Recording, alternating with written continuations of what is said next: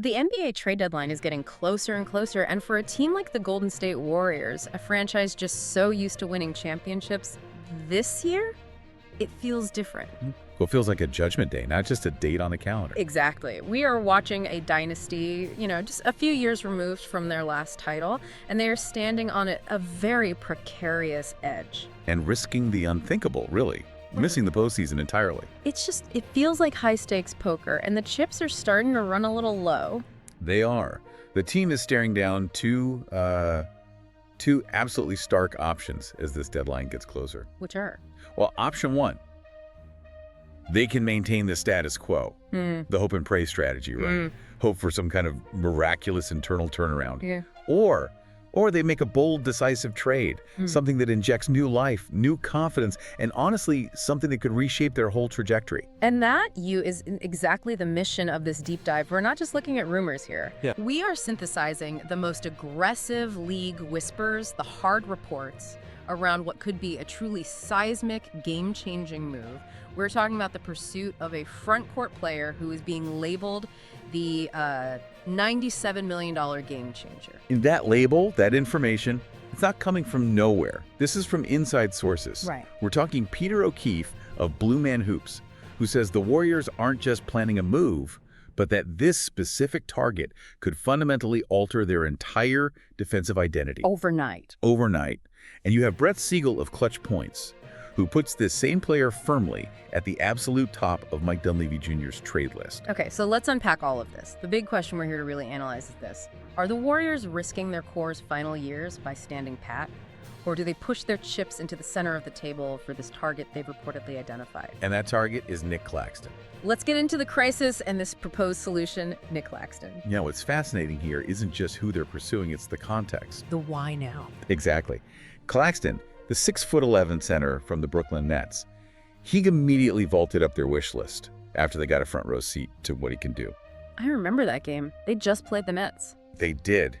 And the sources are saying that seeing him impress firsthand right there on the court, that served as a genuine catalyst. It got the decision makers hyper-focused. Yeah, watching that game, it confirmed what the data's been screaming for months now. Which is? The Warriors have a glaring weakness. It's the need for consistent, high-level play and a real physical presence at the center position. I mean, look, Kevon Looney has been a foundational Warrior for years. He's been reliable, but neither he nor the other options really offer that necessary triple threat. And that's defensive versatility, elite athleticism, and consistent rim protection. You need all three. It's an issue of capability when the stakes get really high. It's about elevation, not just replacement. Right. And that brings us right to the Tracy Jackson-Davis paradox. Okay, explain that, because on the surface, TJD has been fantastic in his minutes. A real bright spot. He has been.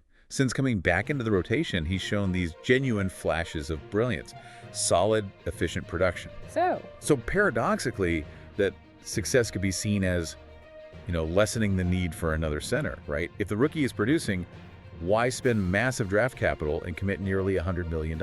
Exactly my question. If TJD is giving you quality minutes, why rock the boat and spend that big? But here's where the sources say it gets really interesting.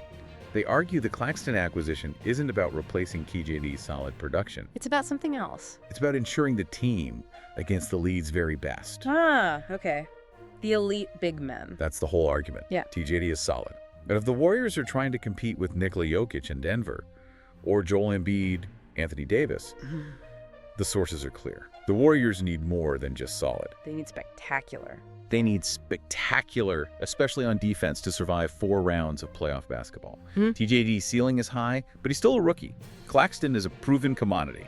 So you acquire Claxton to elevate the entire front court. You get 48 minutes of physical dominance, not just replacing a few of TJD's minutes. You got it. That reframes the need completely. It shifts the discussion from, do we have a center, to, do we have a championship caliber center?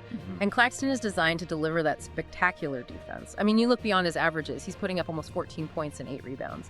And you realize the stats just don't capture his disruptive presence. No, not at all. And you have to forget the traditional, lumbering back to the basket center who slows everything down.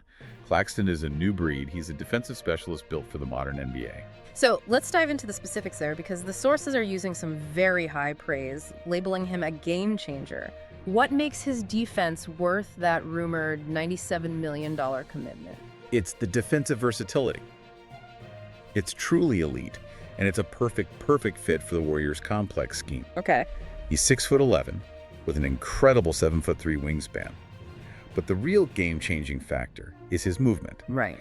He has this athleticism that reports describe as pogo stick-like, combined with just incredible lateral quickness that the very few players his size have. And that lateral quickness, that's usually the death knell for traditional big men, right? It's what forces them off the floor in the playoffs. Precisely. And this is the core value for the Warriors' switch-heavy defense. Claxton has this rare, almost unique ability to guard multiple positions. He can switch on to smaller, quicker guards on the perimeter without being exposed. He doesn't get beat off the dribble. He doesn't. And he can recover so quickly to contest. This is the difference between a good defense and an elite, playoff-ready defense. That is such a critical skill for any team in today's NBA, but for the Warriors-specific aggressive switching scheme, that's not a luxury. That's an absolute necessity.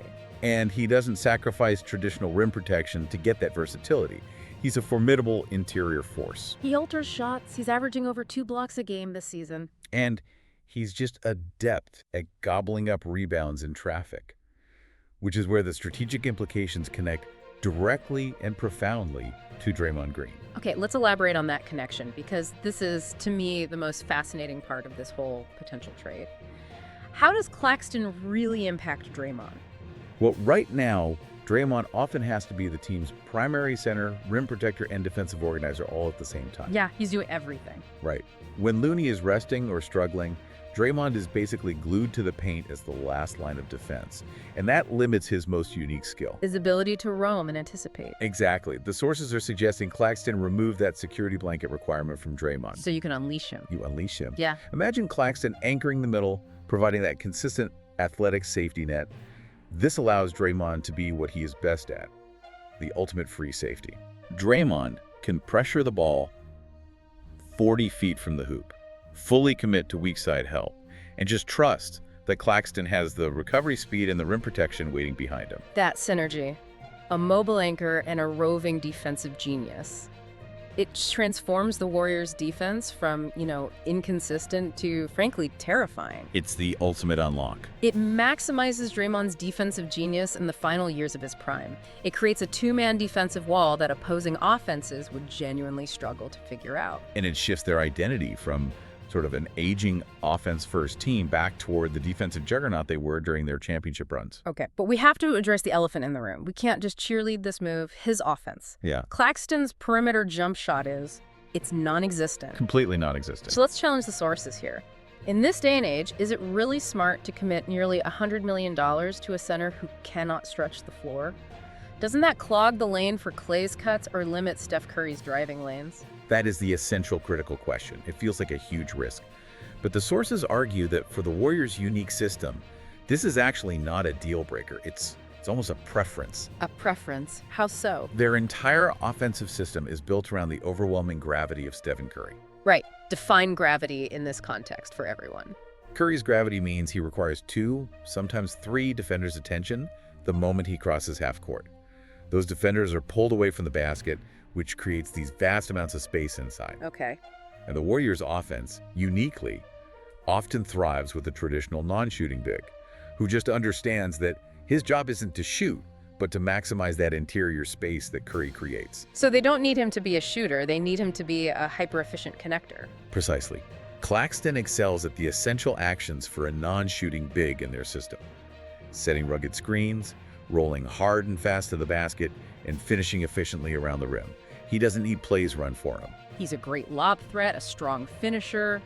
He's not a volume scorer, but he's incredibly efficient. What's he shooting, like 63% from the field? It's 62.9%, yeah. Yeah. And it's all through putbacks, transition finishes, and just opportunistic plays after the defense has collapsed on Steph. And crucially, he doesn't need the ball in his hands to be effective, which is so important when you're sharing the court with the big 3. He thrives as that connector, that enforcer. Yeah. He's the cleanup crew, And his role is simple: maximize Curry's gravity, don't challenge it. Which brings us to the broader implications here. This move goes beyond just adding one player. The sources are really suggesting this is a trade for an entirely new identity based on physicality. It is. It immediately elevates their rebounding, provides that consistent physical presence they've often lacked since the early championship years. It's the clearest statement of intent possible. The urgency is palpable because that championship window for Curry, Clay, and Draymond, it is not shut. No. Acquiring Claxton is the Warriors signaling that they are not content